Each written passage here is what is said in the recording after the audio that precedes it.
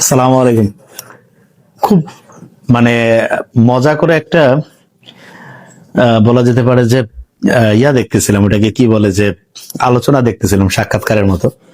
তার professor doctor Kamrul Islam sir মনে হয় কয়েকজনকে বলতেছে, সম্ভবত ওনারা একটা বিশেষ দলের, বলতেছে যে পুলিশ তো আসে, কিন্তু মনে হয় পুলিশও মনে হয় তাদেরকে ভয় পায়। তা আসলে প্রফেসর কামরুল ইসলাম স্যার উনি তো আর কারোর সাথে মারামারি করবে না, হাঙ্গামা করবে না, একেবারে মানে নিপাট ভদ্রলোক বলতে যেটা বোঝায় সেই মানুষ। এবং বাংলাদেশের ইতিহাসে যতজন ডক্টর মানে সবচেয়ে বেশি পরিমাণ মানুষের মনে জায়গা করছে, তার মধ্যে মনে হয় সবচেয়ে শীর্ষস্থানীয় অবস্থায় উনি থাকবে। আমি একটু সার্চ করে দেখলাম যে সারা পৃথিবীতে কিডনির যত রোগী আছে এগুলা ট্রান্সপ্লান্টের ক্ষেত্রে সবচেয়ে ওয়ার্ল্ডে যিনি নাম্বার ওয়ান, হ্যাঁ, উনি প্রায় 2000-এর মতো হচ্ছে কিডনির হচ্ছে ট্রান্সপ্লান্ট করছেন ধারণা করা হয়।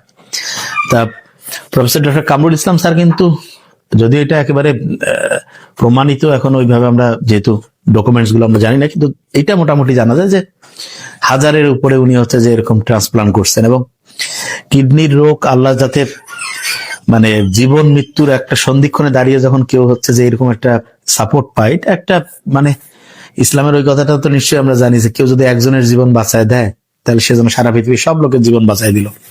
তো উনি এতগুলো মানুষের জীবন বাঁচানোর জন্য যে চেষ্টা করছে, আসলে জীবন বাঁচানো এটা তো সব আল্লাহর হাতে। এখানে মূলত আল্লাহ চেষ্টাটাকে দান দিবে যে কে কতটুকু চেষ্টা করছে। তা ওনার এরকম মানে অসামান্য চেষ্টা আছে। ওই ভালো মানুষটা ওইখানে গিয়ে দেখা যাচ্ছে যে টাকা পয়সা নিয়ে গ্যাঞ্জাম, এবং এটা নিয়ে উনি কিন্তু দেখেন যে পুলিশকে জানাইছে, ওসি, তারপরে ডিআইজি, অ্যাডিশনাল আইজি সবাইকে জানিয়েছে। তো ওই যেটা হয় আর কি বাংলাদেশে, যে যত বড় অফিসার মনে করে যে না ঠিক আছে এটা দেখতেছি, ইয়া করতেছি। এবং দেখেন এই যে অন্যায়কারী যারা, তারা যখন দেখে যে পুলিশ আসতেছে কিন্তু কোনো স্টেপ নিচ্ছে না, তখন কিন্তু এটা হয় কি অনেকটা মেডিকেলের টার্মে একটা জিনিস আছে, সুপার ইনফেকশন বলে একটা ব্যাপার আছে।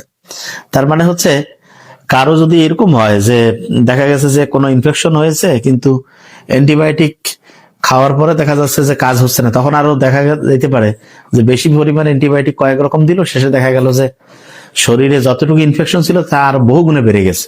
তা আমার মনে হইলো যে এই যে পুলিশকে জানাইলো, পুলিশ আসতেছে কিন্তু কোনো অ্যাকশন নিচ্ছে না, এইটা তখন সুপার ইনফেকশনের মতো। মানে যেই অন্যায়টা করতেছে সে আর বহু গুণে সাহস পায় যায়, পুলিশ, ডিআইজি, অ্যাডিশনাল আইজি কেউ কিছু আবার করতে পারতেছে না, তা কি হয়েছে আমি করব।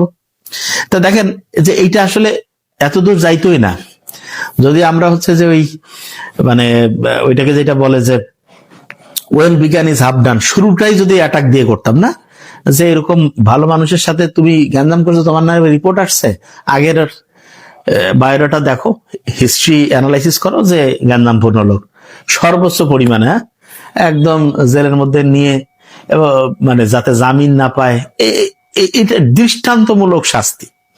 এইটা যখন হবে তখন মানুষজন বুঝবে যে আচ্ছা এরকম অন্যায় করলে পানিশমেন্ট আছে। আমার সম্ভবত একটা ঘটনা মনে পড়লো, সেটা হচ্ছে যে সৌতমর রাদিয়াল্লাহু তাআলা আনহুর সাথে সম্পর্কিত।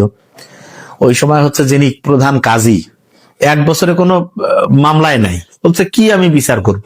মানে মানুষ এত ভালো হয়ে গেল, চিন্তা করলো যে অন্যায়, সাধারণত অন্যায়গুলো হয় কিভাবে, যারা পাওয়ারফুল তারা কিন্তু অন্যায় বেশি করে, যারা দুর্বল তারা তো আর অন্যায় করতে সাধারণত যায় না।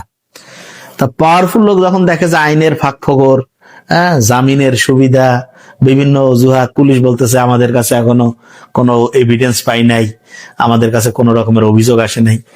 তো অভিযোগ আসলে মানুষ আর কতবার করবে, বারবার বলার পরও কাজ হয় না, এটা বাংলাদেশের চিত্র মানুষ জানে। কিন্তু যদি অ্যাটাক হইতো প্রথমেই, এখন চিন্তা করেন যে বিখ্যাত মানুষজন, ভালো মানুষজন হয়ে যারা, তাদের ক্ষেত্রে এটা পত্রিকায় মানে একটা টিভি চ্যানেলে বোধহয় আসছে, তারপরে সবাই জানছে, এখন মানুষজন হচ্ছে যে এটার বিরুদ্ধে হচ্ছে অ্যাকশনে যাচ্ছে। কিন্তু যদি ঘটনাটা একটু অন্যভাবে চিন্তা করেন, যে একজন স্বাভাবিক যে কোনো একজন লোক তার কাছে যে এরকম চাইছে, উনি পুলিশকে, ওনার কোনো লোকজন নাই, কোনো পাওয়ার নাই, হ্যাঁ, কোনো কানেকশন নাই, ওনার ক্ষেত্রে কি হইতো, হ্যাঁ, টাকা দেওয়া লাগবে, ঠিক না? তো এই জায়গাগুলো আমার মনে হয় রাষ্ট্রের কাজ হচ্ছে যে এই জায়গাগুলো অ্যাড্রেস করা, যে সবচাইতে যে মানে হচ্ছে যে নিঃস্ব, যে একেবারে সবচাইতে বলা যায় দুর্বল, তার জন্য রাষ্ট্রের ফ্যাসিলিটি, যে পাওয়ারফুল সে তো বিভিন্ন কায়দা কানুন করে করে ফেলে। তো এই জায়গাটা আমাদের হচ্ছে ফোকাস করা উচিত। আমরা সবচেয়ে দুঃখের সাথে দেখি যে আমাদের যেটা বড় প্রবলেম সেটা হলো যে একটা জিনিস মানে হচ্ছে যে দুর্বলের সাথে সেরকম ভালো বিচার ব্যবস্থা নাই, সেরকম হচ্ছে যে সব কানেকশন লাগবে কেন? নর্মালি তো কাজ হওয়ার কথা, সব জায়গায় যদি কানেকশন, তাহলে দেশটা চলবে কেমনে? তো এটা যাই হোক, তারপরেও এটা খারাপের মধ্যে এটা ভালো যে অন্তত মানে প্রচার হওয়ার পরে যে অ্যাকশন নিছে এটাও ভালো, এটা না নিলে তো আরো খারাপ। হ্যাঁ, মানে ব্যাপারটা হইলো যে অনেকে যে প্রচার হইলো তার মানে কি যে ঠিক আছে প্রচার হয়েছে, অ্যাকশন হয়েছে, প্রচার না হইলেও যাতে অ্যাকশন হয় এই জিনিসটাতে ফোকাস করা উচিত। এবং এইটা মানে এমন দৃষ্টান্তমূলক একটা হচ্ছে মানে হচ্ছে পানিশমেন্টের মধ্যে নিয়ে আসা উচিত, যাতে করে অন্য যারা চাঁদাবাজ ধান্দাবাজ আছে তারা যাতে বুঝে যে না, যে এটা কোনোভাবেই যদি হচ্ছে যে এরকম চাঁদাবাজি, টেন্ডারবাজি, ধান্দাবাজিতে যাই, হ্যাঁ, তাহলে হচ্ছে যে এইটার হচ্ছে বড় রকমের পানিশমেন্ট হবে। এই তো এই মানুষের চাওয়া পাওয়া খুব বেশি কিছু। প্রত্যেকে ভাই কাজ করে খাও, টাকা পরিশ্রম করে ইনকাম করো, বৈধভাবে হচ্ছে খরচ করো, কোনো সমস্যা নেই। কিন্তু এসে কি হয়েছে যে দেখা যাচ্ছে যে এসে রেদওয়ান রিয়া, তোমাদের দেখো তো আজকে বোধহয় 3-4টা ভিডিও দিয়েছে, ক্লাসগুলো করছো কিনা দেখো, যে 26-এর তোমাদের ইনশাল্লাহ প্রত্যেকদিন, এই যে আজকে থেকে শুরু হয়েছে 11 তারিখ থেকে এই মাসের 25-26-এর মধ্যে ইনশাল্লাহ যে জায়গাগুলো গ্যাপ আছে ওগুলো ওরা নোট ডাউন করে দিয়েছে, ওই অনুযায়ী দেখো তো ক্লাসগুলো এবং করছো কিনা আমাকে জানাও কমেন্টসে, এবং বুঝতে পারছো কিনা। যেই 2টা টপিক্স দেওয়া আছে ওই 2টা টপিক্স থেকে একটা প্রশ্ন সিকিউ পাবা ইনশাল্লাহ, ফাইনালে 2টো আসতে পারে, একটা তো আসবে ইনশাল্লাহ। আচ্ছা, যেটাই বলতেছিলাম সেটা হলো যে এই যে মানে যে কোন দুর্বল লোক যদি বিপদে পড়ে, ওনাকে হচ্ছে যে রাষ্ট্র যাতে সর্বোচ্চ ফ্যাসিলিটি দেয় এই জিনিসটা ক্লিয়ার করতে হবে। এইটা যদি আমরা করতে পারি, আমার মনে হয় যে এই অন্যায়, যে 2 নাম্বারি ধান্দাবাজি, এগুলো ইনশাল্লাহ অনেকটা আল্লাহর রহমতে কমা যাবে। তা যেটা হয়েছে যে বিভিন্ন এই যে যারা ধান্দাবাজ টাইপ, চাঁদাবাজ টাইপের লোকজন, এরা বিভিন্ন টেন্ডার বাজি গুলো হচ্ছে নিয়ন্ত্রণ করে, হ্যাঁ, তারপরে হচ্ছে বিভিন্ন ভাবে অজুহাত দিয়ে হচ্ছে মানুষকে হচ্ছে হয়রানি করে টাকা চাওয়ার হচ্ছে একটা সিস্টেমের মধ্যে ফেলে দেয়। তো এইটা থেকে যাতে আল্লাহ আমাদেরকে হচ্ছে যে এই জাতিকে হচ্ছে যে মুক্তি দেয়, এবং এক্ষেত্রে যারা যেই দল ক্ষমতায় থাকে তাদের দায়িত্ব কিন্তু সবচেয়ে বেশি। যে হ্যাঁ,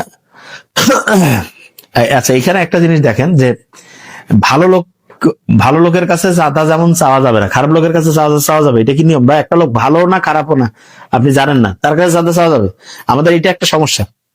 আমরা অনেক সময় মনে করি যে মূল কথা হচ্ছে চাঁদা চাওয়ার জিনিসটা কি ভালো না খারাপ? খারাপ। কারো কাছে চাঁদা চাওয়া যাবে না, চাঁদা চাবে কেন? এই চাঁদাবাজি জিনিসটা বন্ধ হয় না কেন? এই জিনিসটা থেকে একটু বের হয়ে আসতে হবে।